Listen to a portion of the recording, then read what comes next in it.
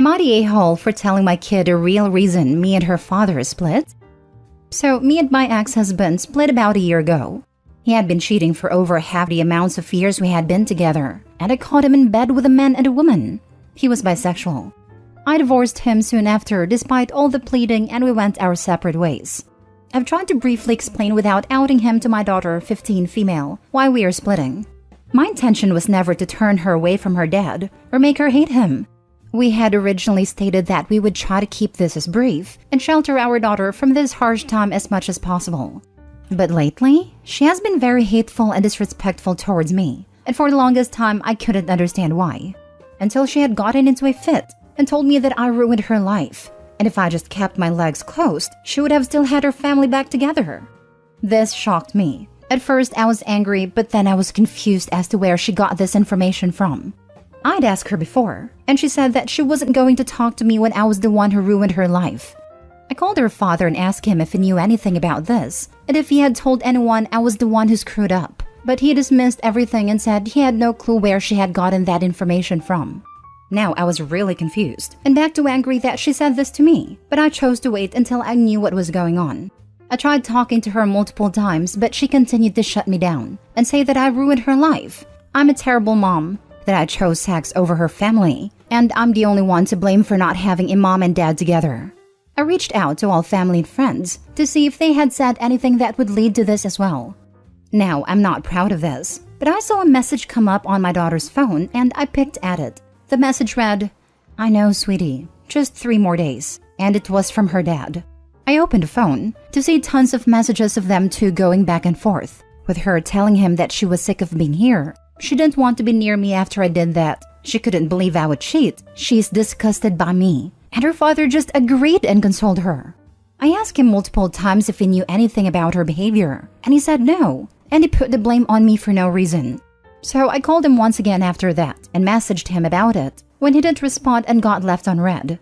So, I sat my daughter down and told her that I know she's angry at me, and that I tried to shelter her from this and keep her as far away from this as possible, but I won't be held accountable for actions that weren't mine. I left any and all questions that I couldn't say without her perspective out. She was shocked and apologized for her behavior to me. This wasn't some petty revenge to get back at him, but I can't have my relationship with hers ruined either. I'm now getting blasted by all of my family and his for doing this. So am I the a-hole? Now for the top comments. Not the a-hole. And you should screenshot and keep those messages of him turning her against you. That is illegal in many places, as is parental alienation. Also, keep any messages where he admitted he was the one who cheated, and where you agreed to not discuss it with her. Next, I'd consult a lawyer in case it takes this farther. Oh man, I actually get furious when the cheaters say their partner cheated, and try to get their kids to hate the faithful parent. He's so trash he's not worth anything. Sweetie, just 3 more days. Instant vomit. My ex-husband did this, also claimed I was the dangerous one. I had planned not to tell my son anything until he was an adult or at least late teens. I had planned to go with, sometimes no matter how hard people try, it's best for them not to be together. This is what's best for us and you, because we couldn't live together lovingly and respectfully. But when my son came home with all of what happened turned around on me, I was cornered into sharing the truth. When I felt conflicted about what to believe, I had him use his critical thinking skills. For example, X is much stronger than I am, and I'm not physically capable of doing any of what he had done to me, and promised I wouldn't be upset with him if he didn't believe me. He thought through the facts and came to the correct conclusion. Not the a-hole honestly reads as the appropriate and good choice in a super cruddy situation. His manipulating and lying to get himself seen in the best light, after being the one to ruin things, mark him as one to not really sympathize with. She already was no longer being sheltered from it when you explained things. And at that point, knowing what really went on is just the best position to be in. I hope the family also have the full story too. Yeah, me too. But as for the family, I'm not sure what they do or don't know. Some of it is his family too, so I can't say much to them. Are you able to talk to them about it to make sure they know what really happened? Or like draft some kind of written account of what happened on your side as neutrally but true as possible? If he is going behind your back to turn your daughter against you, it wouldn't be surprising if it extended further out. Heck, sometimes just being the first to paint a messy situation is grounds to bend it a good bit in your own favor. and people take advantage of that sometimes. I could, but that's a lot of people, and very defined and argumentative people from my experience. So I'm just trying to take whatever energy I have to argue with them about it, because I know they won't believe me, or they will have an issue with something. Do you have proof he cheated? Because you're going to need it. You're going to drag your daughter into this mess. You need to talk to your lawyer ASAP. Not the a-hole. He's on a smear campaign against you, so you need all the proof you can get. I have the messages, and proof of all the money he spent on hotel with other people that he's admitted to. I'm not sure where this will go as of now. Hopefully I won't need it. Next story. Am I the a-hole for not allowing my boyfriend to come with me on a trip since he was about to ask his parents to pay for all expenses? My 20 female friends from uni and I have been planning to go on a trip next March since the beginning of this year. Since 2 of my friends are bringing their partners along with them, I've asked my boyfriend 19 male if he wanted to come as well, under the condition that he earned the money himself to cover his expenses, including plane tickets and accommodations, which had come to be around 5,000 Canadian dollars. I made this request months ago because I knew he was going to ask his parents for the money to cover the expenses, which they had always given him. Like when his brother asked for $3,000 for a gaming setup and when he asked for $2,000 so he could have a TV in his room. His family isn't super wealthy, but they're well-to-do, and his mom has tried to ask him to try and get a part-time job during school breaks, to which he has always said he'll try, but ended up never getting one. I grew up in a household where we often had to get by, and thus has worked/been working multiple part-time jobs since I was 16, and have been trying to urge him to get a job with his mother. A couple of days ago, he told me he wants to go on a trip with me, which shocked me as I questioned how he was going to raise $5,000, since we still have classes and semester break doesn't start till late Feb. And he told me he asked his parents, and they agreed to help pay for his expenses.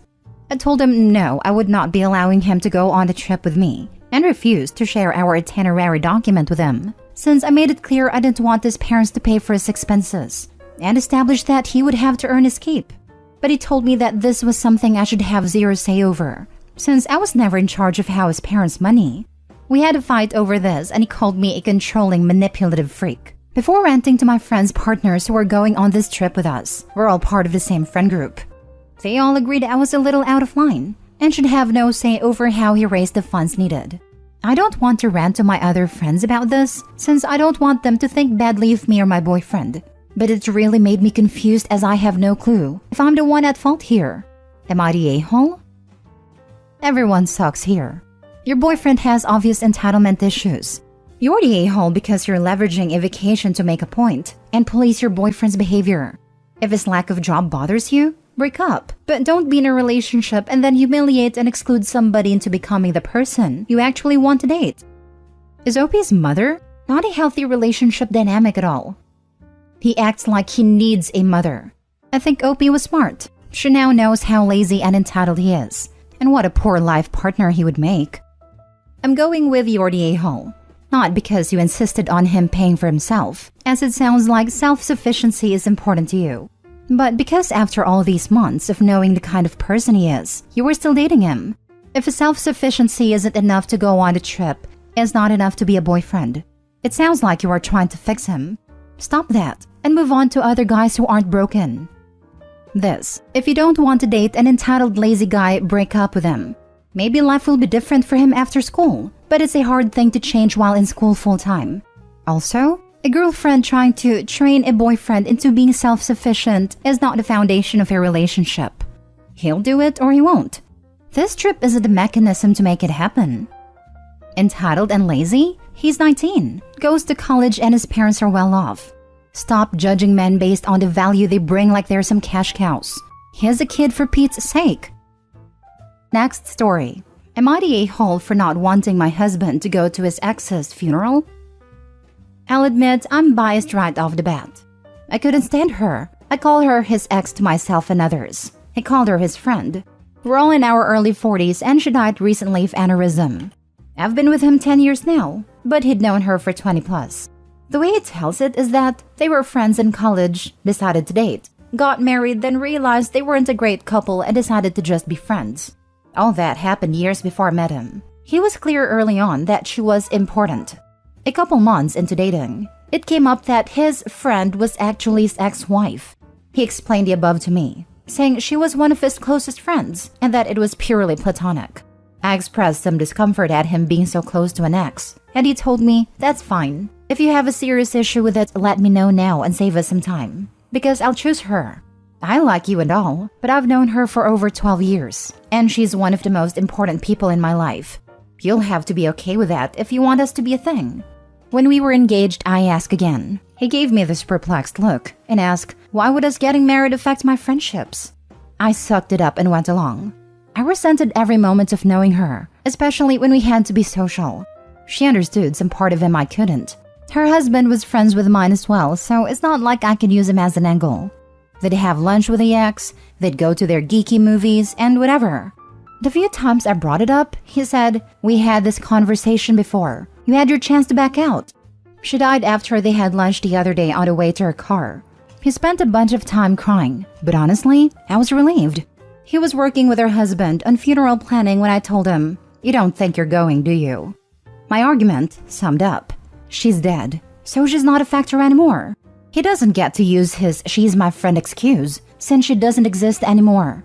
He had his cry for a couple days. He gets to be done with mourning her already. There's no need for him to go to her funeral, since I wouldn't want her at his. He was the angriest I've ever seen him when I told him that, replying that he'll be going no matter how I feel, and that he's willing to burn this to the freaking ground while holding up his wedding band. Besides you, she was the closest friend in my life. Him, her husband, and my sisters are calling me an insensitive a-hole over this, all saying that there's no romantic aspect to their relationship and that I'm heartless. Her husband went as far as calling me a ghoul for how I've reacted. I never felt their relationship was appropriate, and I hid that for years because I wanted to be with my husband. Now that she's gone, I don't feel I should have to hide it anymore and can speak freely. Am I the a-hole for just wanting him to be done with her and for him to not attend a funeral? Now for the top comments. You're the a-hole. When he divorces you, he probably won't have to explain his friendship with you to the next woman. Because, seriously, who'd want to stay friends with a woman who treated you like this? How heartless. I really hope they don't have any children together, so when he divorces OP, he can cut contact for good. If they had children, OP would have mentioned that after she got pregnant. She again tried to convince him that he needed to give up his friendship. If she doesn't exist anymore, why are you still so jealous of her? He can't even leave you for her now, so I think it's time you got past it. You're the a-hole. You can speak freely, and you can leave after finding out how heartless you actually are. Fair enough. I bet he will leave her over this anyway, even when the ex is dead. 'Cause damn did you prove to be a crappy person. Last story. Am I the a-hole for not wanting to give my adult stepdaughter her own room in our new home? I, 35 female, have been with my husband, 43 male James, for 3 years, married for 18 months. He has a 21-year-old daughter from his previous marriage, Jane. Jane and I get along well, but she was already away at college by the time her dad and I got serious, so we don't have a very close relationship. James and I are looking to purchase a home together because our current home is not going to work for me in the long term due to some disabilities. We've found a few we liked, and we were discussing our options when I referred to the third room as the guest room. James asked what I meant, because that would be Jane's room. This led to an argument between us, because I don't think Jane needs a dedicated bedroom in our new home. She's renting her own place now, with roommates year-round, no more student housing. And she still has her room at her mom's house. Of course, she's always welcome to visit, and if she were to ever need to move back in, then we could adjust at a time. But as it stands, she's an adult moving on to the adult portion of her life, and it seems silly to dedicate a room for her when she'll use it for 2 weeks out the year max. My husband is upset with me still, but I really don't think his position is that strong. She's a grown-up now. Am I the a-hole? Not the a-hole. As you say, she's a grown woman with her own grown-up home. Why on earth would she need her own room in your new house? Tell your husband to cut the umbilical cord. I wonder if this is less about the umbilical cord and more about feeling some competition with the ex who still has a room for her adult daughter. This is it. Mom is home because mom has a room for her. Not the a-hole. I'm astonished at people calling you an a-hole and suggesting your daughter should get to decorate a room in your house which she doesn't live at. If my father tried to allocate me a room like this, I'd find it deeply weird. Have you got any indication about her feelings on this madness? We haven't spoken to her about it, but she usually prefers staying at her mom's anyway, so I would guess that she won't be all that interested. Maybe this is your husband wanting to keep a door open, so to speak, but it feels like a futile and somewhat wasteful gesture. In any case, this sounds like an issue he needs to work through, which is creating a problem for you. Only advice that could be given is to stand firm but speak through it with him. No a-holes here, but I strongly suggest you call the third bedroom Jane's room, at least for now. Moving into a new home is stressful enough. Your husband doesn't want to feel like he's losing his old house and his daughter, which is exactly what he's going to worry about if you start using the Jane can just stay at her mom's house logic. If Jane had her own room in the old house, then for now let her have her own room in the new house. As time goes on, when everyone settles in and your husband realizes how sporadically Jane visits, then he'll be able to accept the fact that Jane is an adult and the new house isn't her home. Not because she never had a bedroom to begin with, but because Jane grew up into a woman with her own home and her own space. If you let the process happen naturally, it'll still happen, but you won't look like the mean stepmother pushing out his daughter.